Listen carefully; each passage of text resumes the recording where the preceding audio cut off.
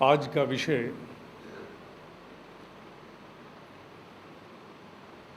महान अवधूत जीवात्माओं पर ध्यान के विज्ञान पर आधारित है। वेदों की उत्पत्ति से हजारों वर्ष पूर्व हमारे यहाँ पर जो विज्ञान प्रचलित था, जिस विज्ञान के माध्यम से ऋषियों की उत्पत्ति हुई, उसे तंत्र कहा जाता था।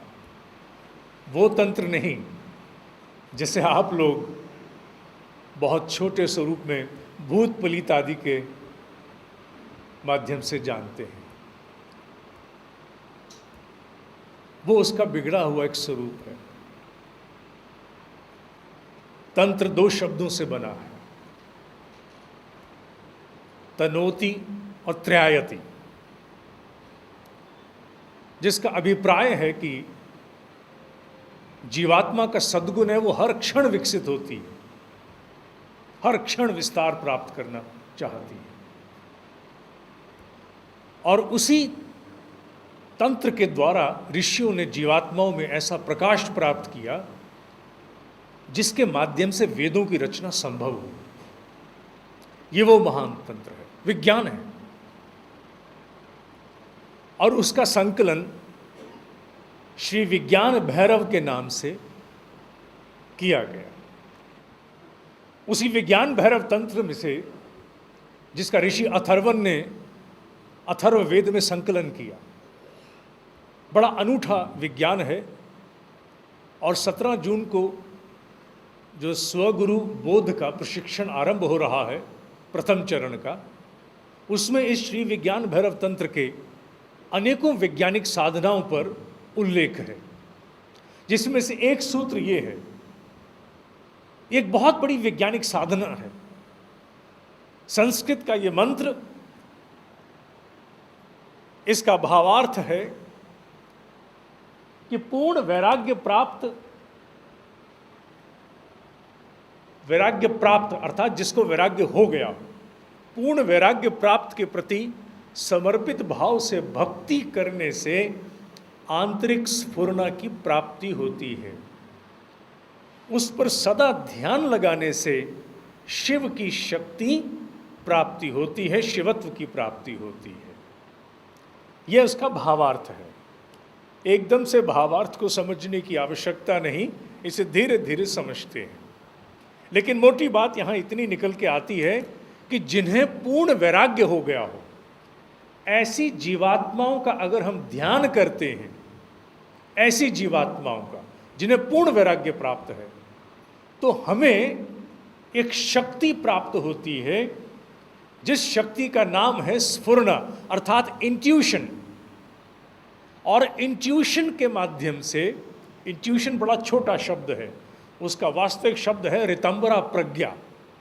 और प्रज्ञा के माध्यम से मनुष्य को शिवत्व की प्राप्ति होती है, अर्थात ब्रह्म का बोध हो जाता है।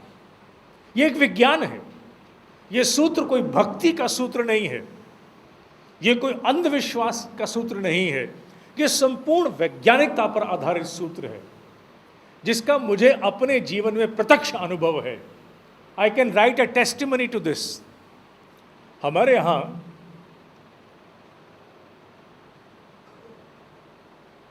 7 लोगों की चर्चा होती है कि 7 लोग, उन 7 लोगों का आपने कभी नाम सुना नहीं या सुना होगा। वो ये 7 लोग हैं। जब हम लोग प्राणायाम करते हैं तो प्राणायाम करने से पहले इस मंत्र को बोला जाता है। पूरा मंत्र तो आगे तक जाता है, लेकिन उस आरंभ उसका ये है, ओम भूः ओम भुवः ओम स्वः ओम नः ओम जनः ओम तपः ओम सत्यम। फिर आगे गायत्री महामंत्र, फिर लास्ट में ओम आपो ज्योतिरसोमृतम करके प्राणायाम करते हैं।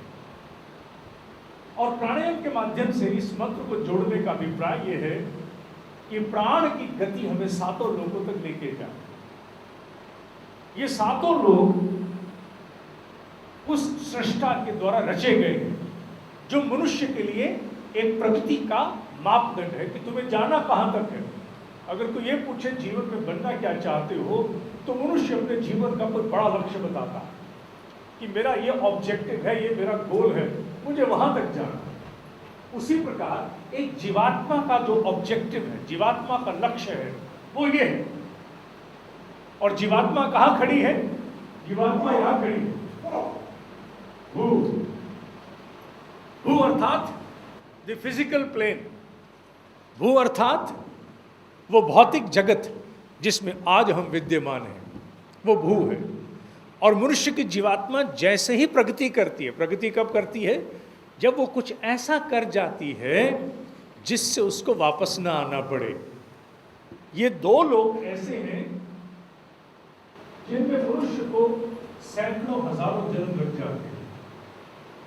आदि गुरु शंकराचार्य का वो वाक्य जो बार बार दोहराने को मन करता है, पुनरपि जननम पुनरपि मरणम पुनः पुनः जननी जठरे शयनम। बार बार मरना, बार बार जन्म लेना, बार बार जननी के जठर में आना, फिर जन्म लेना, ये क्रम चलता रहेगा। ये भूलोक वो लोक है जहां हम खड़े होकर बातचीत कर रहे हैं। वह लोक वो है जो दिखता नहीं लेकिन है, जहां हम मृत्यु के बाद जाते हैं और वापस आ जाते हैं। अर्थात इट्स अ सब्टल प्लेन, सूक्ष्म लोक है। इसे यूं समझिए, ये क्रम के अनुसार यहां पर लिखे गए हैं। सबसे पहले भू, फिर भू। भू में हम लोग इस समय में पृथ्वी की ग्रेविटी काम करती है, दोबारा वापस मुझे भू में आना पड़ेगा, क्योंकि गुरुत्वाकर्षण की पहुंच उस स्तर तक है।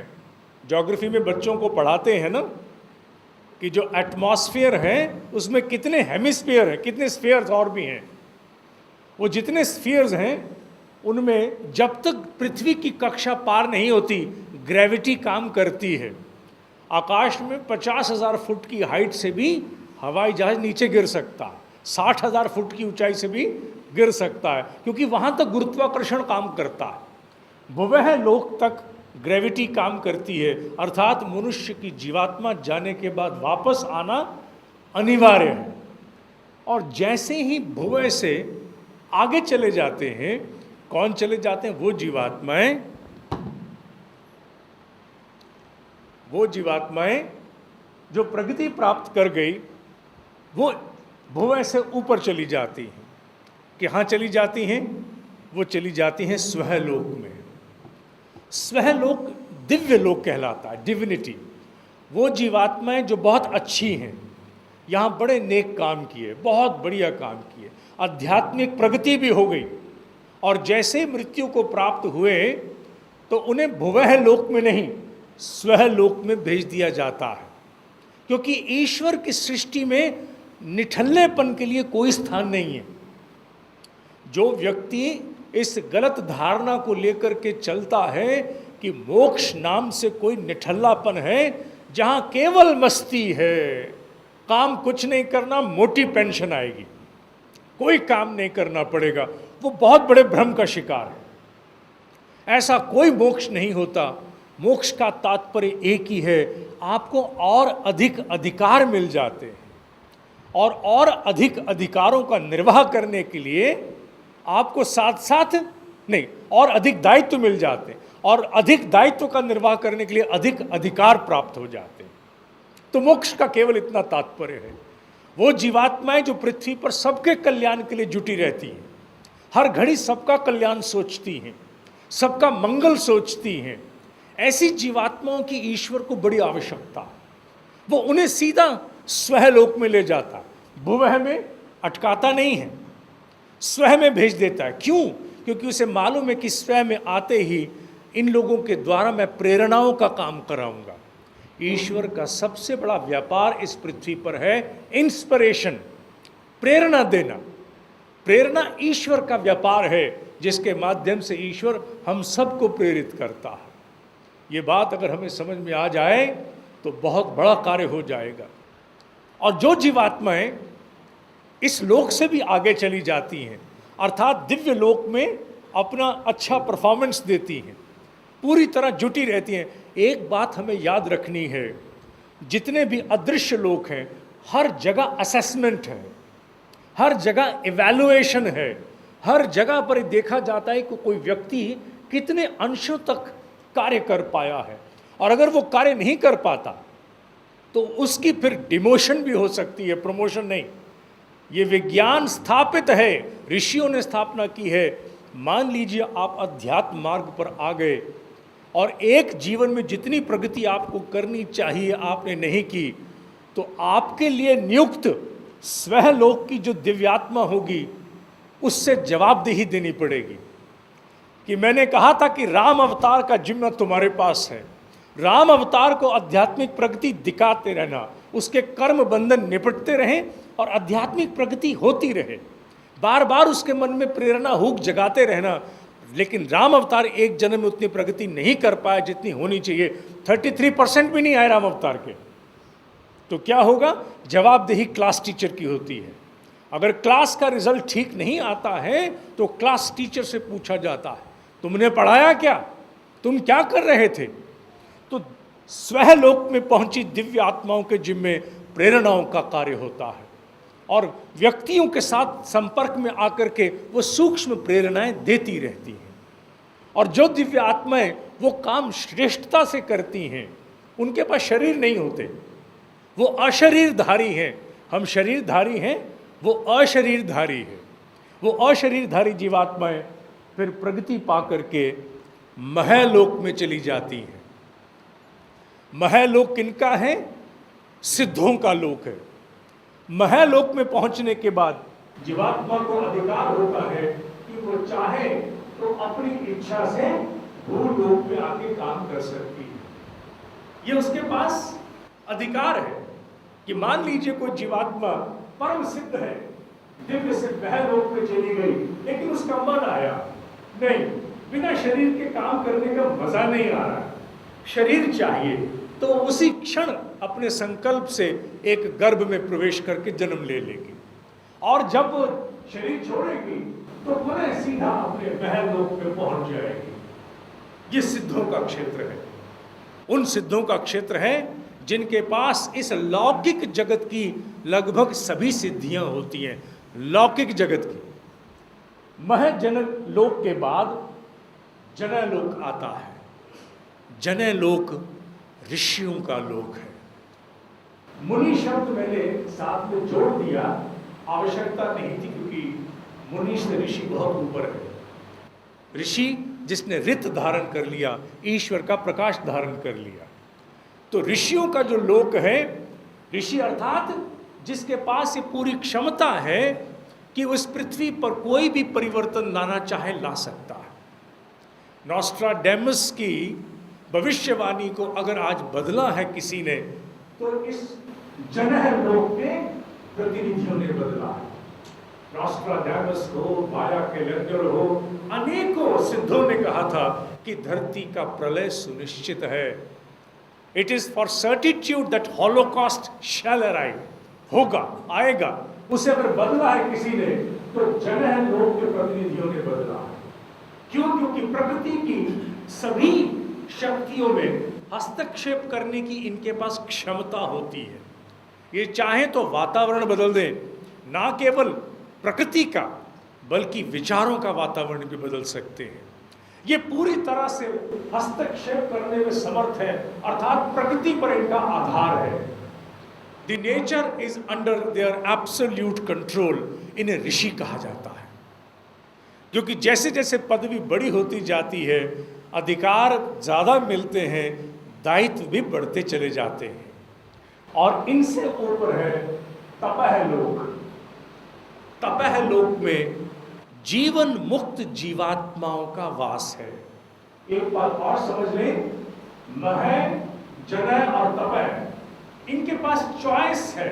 चॉइस, चाहे तो कभी भी भूलोक में आ सकते हैं, और चाहे तो जब चाहे भूलोक से वापस भी जा सकते हैं। इनके लिए कोई बंधन नहीं है। ये 22 साल की उम्र में भी जा सकते हैं, ये 280 साल की उम्र में भी जा सकते हैं, ये किसी भी आयु में आ और जा सकते हैं। इन तीनों के पास, अगर मैं ये कहूँ भारत की भाषा में, ये ग्रीन कार्ड होल्डर्स हैं।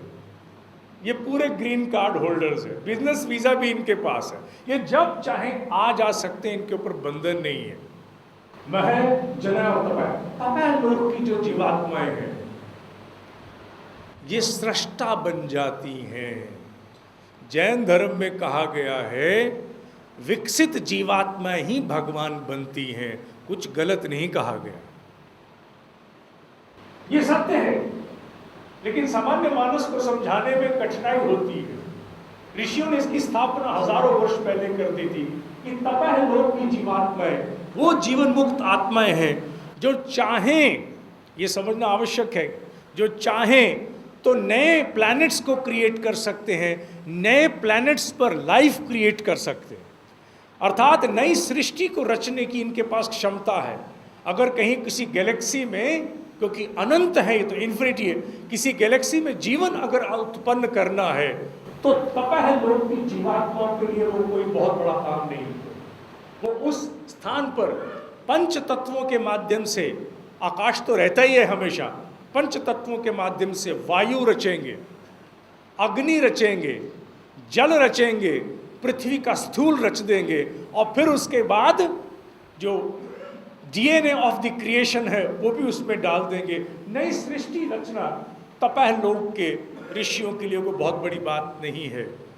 एक बहुत बड़े अवधूत ने कहा था कि पृथ्वी का दायित्व, पूरी पृथ्वी का दायित्व गिने चुने तपह लोक की जीवन मुक्त जीवात्माओं के पास है। गिने चुने, बहुत थोड़े से हैं, गिने चुने, उसमें से भी सारे एक्टिव नहीं हैं, बाकी सोए हुए हैं। एक्टिव मुश्किल से एक दो ही होंगे।